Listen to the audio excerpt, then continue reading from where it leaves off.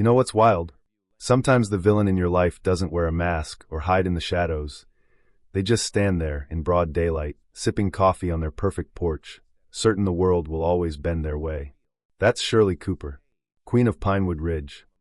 11 years running the HOA like it's her personal kingdom.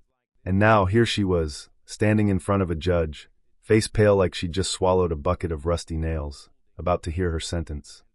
If you've ever met someone who thinks they're untouchable, oh friend, pour yourself a cup of coffee and settle in, because this one's for you. I was just sitting in the back row of that courtroom, not smiling, not gloating, just letting it all wash over me. I thought back to the first time Shirley ever reached out to me. She sent an offer to buy my lake for $50. $50 for a property I paid $500,000 for. She thought she could scare me, maybe buy me out on the cheap. She thought, like a lot of folks in power do, that everything and everyone has a price. But there's one thing Shirley Cooper never figured out. I've spent my life learning how systems work. And when you actually use the system right, it forgives no one. Not even the Queen herself. This whole mess started with a lake. My lake. And somehow, it ended up here in court. But rewind with me. Let's go back to where it all began, before the storm hit. It was just another foggy morning at Willow Lake. The mist kind of rolled over the water, so quiet you could almost hear the earth let out a sigh. I was standing on this old wooden dock, looking out at 12 acres of water that felt, well, sacred. Not because I needed the land. No. I bought that lake because someone I loved once dreamed about it. If you've ever bought something for a memory, or a promise you made at a graveside, you know what I'm talking about. The air out there always smells like pine and wet earth. Somewhere in the woods, a sparrow sang a song that, honestly, I bet nobody had ever really listened to, except me in that moment. My old man used to take me fishing on weekends at a public lake, back when we lived in Charlotte. He wasn't a big guy, my dad.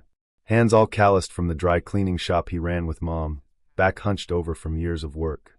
But when he fished, he'd stand up straighter, smile more. He once told me, as we sat there not catching a damn thing, that one day, he'd have a lake of his own. Not a big one, just somewhere to sit and grow vegetables. Make soup for the family at night. He said it like it was a joke, but his eyes gave him away. I was 12. Told him, Dad, we'll buy 2 lakes. We both laughed. We went home empty-handed that day, but weirdly, I felt full. He never got his lake. Some truck ran a red light on a Tuesday. Killed him and my mother both.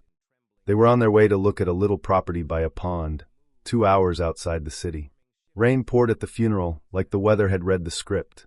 I stood between their caskets and made this promise I wasn't sure I could ever keep. I'd find the lake. I'd finish what they started. Even if it killed me. Took me 14 years to make good on that. I sold a cybersecurity startup for $4.2 million. Nothing to write the Wall Street Journal about, but enough to finally chase a dream. 2 years of hunting. Virginia. Tennessee. Georgia. Nothing felt right until I found Willow Lake, up for sale by an elderly couple, the Whitmores. They'd owned it 70 years. Eleanor Whitmore looked me in the eye and said she was glad someone, who actually wanted it, was buying. I paid every penny of their asking price, $500,000, no haggling. Deed was clear. Clean as a whistle, notarized back in '52. For the first time since my parents died, I felt like I'd kept a promise. I started sketching plans for a little cabin, just like Dad described. A vegetable garden. Maybe let kids from families like mine visit, learn to fish, see what peace looks like. All that hope, all that fresh start rolling down the quiet roads of Pinewood Ridge, windows down, autumn air in my face. I saw her then, for the first time, Shirley Cooper. Standing at the end of her driveway, arms folded. Watching my car like it was a stray dog. I smiled. Nodded. She just watched.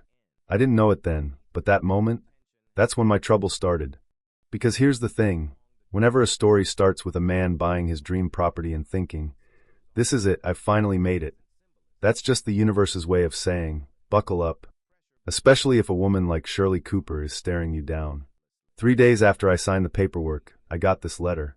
White envelope, green logo, stamped official notice. Invitation to meet the HOA president. No RSVP, just a date and time. Shirley Cooper, president. My stomach twisted before I even opened it. Let's clear something up, HOAs. They only have power inside their boundaries. Willow Lake was outside. Their rules shouldn't touch me. But people like Shirley don't really care about boundaries, do they? Thursday rolls around. I show up at the community clubhouse. Shirley's at the head of the table, flanked by 2 board members, Scott, heavy-set, won't meet my eyes, and some younger woman with a notepad.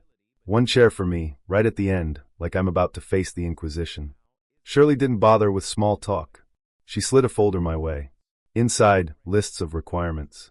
And this gem: road usage fee for Lakeview Drive, $500 per month, $6,000 up front. Before I could even use my own land.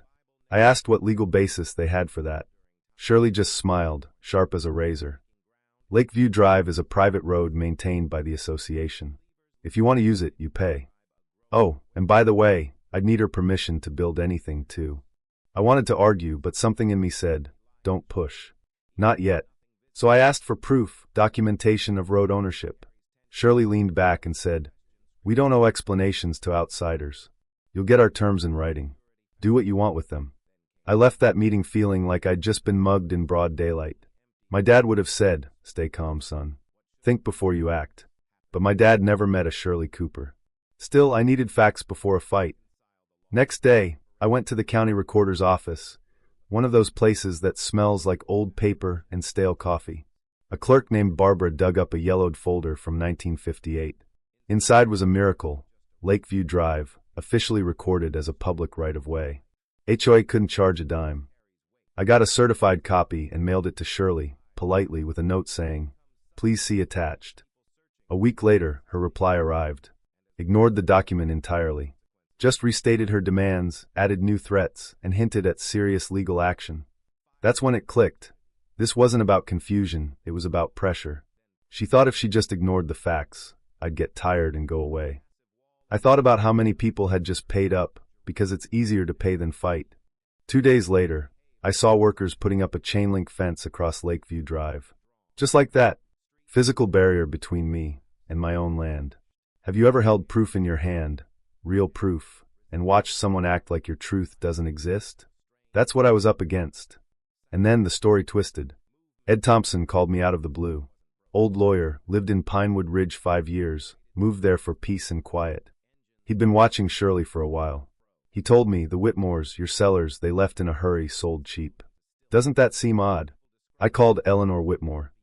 She told me about years of made-up fines, threats, a stranger, Kyle Cooper, Shirley's son, offering them $200,000 for the lake. When they refused, things got worse. Henry, her husband, started having chest pains. They sold to save his life. I looked up Kyle Cooper. Turns out, his company specializes in luxury resorts. On his website, I found a concept for Pinewood Lake Resort. The lake in the rendering looked a hell of a lot like Willow Lake.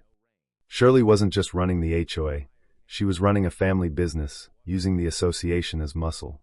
Next thing I know, the HOA is smearing my name in the community forum, suggesting my money came from suspicious sources. People started whispering. Some even agreed. They weren't just trying to squeeze me, they were trying to erase me. My family's name, my parents' memory. I sat in my kitchen that night, staring at my dad's old fishing photo, and decided enough. I started organizing every letter, every threat, every document. I called Ed and asked for advice. He said, get a real lawyer.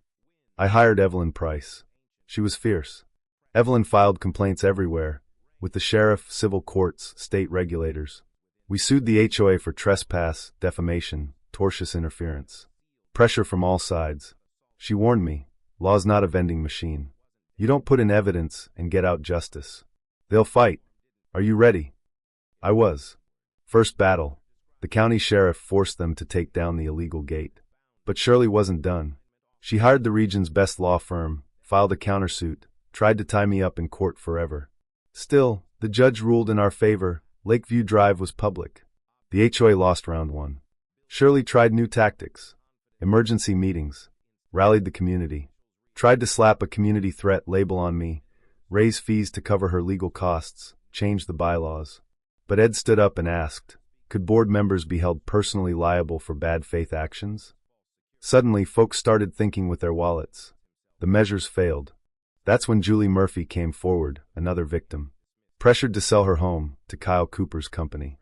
She agreed to testify. Now we had a pattern. But what we didn't have was a confession. So we set a trap. I invited Shirley and Kyle to a meeting at the lake. Let's work this out, I said. They showed up, confident, ready to make their final offer. Kyle handed me a piece of paper, $1.50 for the lake, and a threat. Take it, or we'll bury you in court. You'll never belong here. Shirley even admitted, right there, that she'd forced the Whitmores and others to sell. Said, we always win. Thing is, I'd been recording the whole conversation. Ed was in the woods with a camera.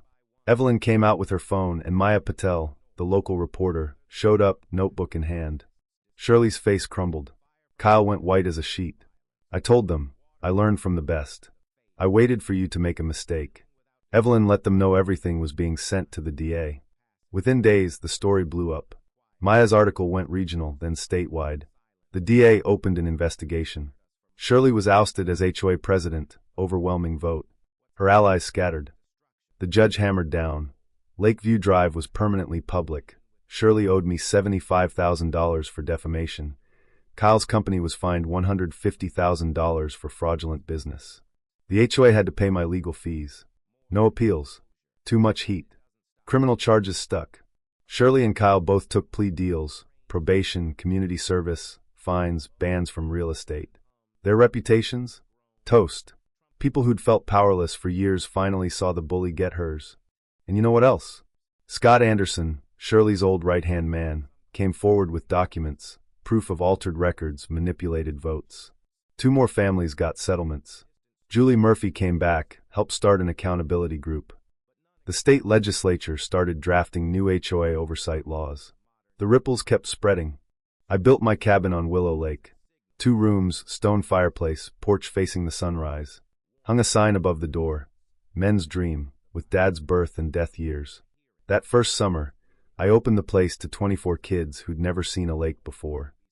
Taught them to fish, taught them patience, let them dream. Some mornings, I'd sit on the porch, coffee in hand, thinking about all that happened. Not with anger, not even satisfaction, just a sense of peace I'd earned the hard way.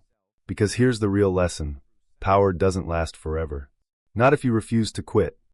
Not if you keep the receipts, build your case, and wait for your moment. So I'll ask you, have you ever watched someone untouchable finally get touched? Someone who made you feel invisible, small, disposable, finally have to answer for it? What did you do with that moment? Did it change you? Do you still believe justice is possible? Or is that just another dream, like a lake a boy once promised his father he'd buy? I want to hear your stories. Tell me in the comments, when have you fought for what was right, even when the odds were bad? What does justice look like to you? And if you've ever gone toe-to-toe with a Shirley Cooper in your life, how did it end? Let's talk.